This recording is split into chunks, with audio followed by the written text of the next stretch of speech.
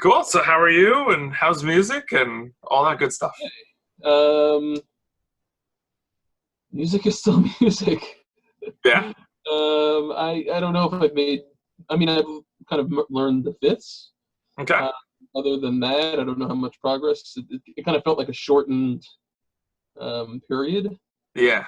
Um, but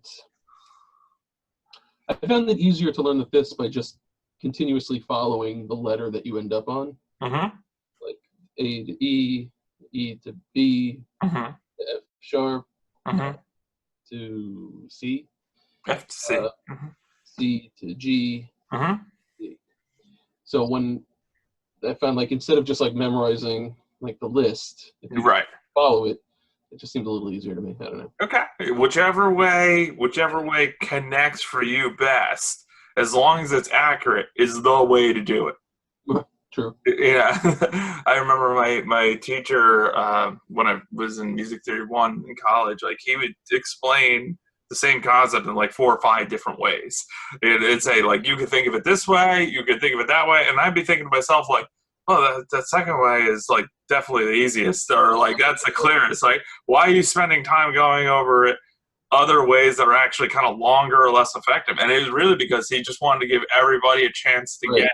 it, you know. Class. Exactly. Even if it wasn't the best way, even if it wasn't that, it was still a way where people could stay on track and Right. stay on board with the class because already the dropout rate is high. you know?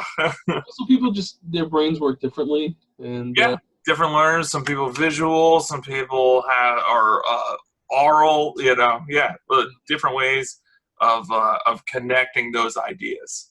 Different ways of connecting yeah. those ideas.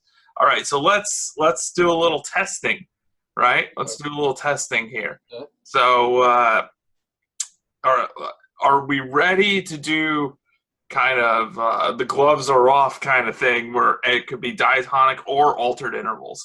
Or do you want to limit it to saying it's just diatonic intervals or just altered intervals? Uh, I think just diatonic for now. Just diatonic. Okay. Yeah. Okay. Because we got to get to the point where the gloves are off and we can do any two notes and be able to tell whether it's a diatonic interval or whether it's an altered interval. And if it is altered, how altered is it? Is it enlarged? Is it Right. smaller? Yeah. Definitely not there yet. I mean, perhaps if you were willing to sit there long enough, sure. Okay. All right. But, but Let's do this. Let's start easy. okay. Okay. We're gonna start with perfect intervals. Okay. Just the primary intervals, right? So I'm gonna give you a couple primary intervals, and we'll go from there. Then we'll do secondary intervals.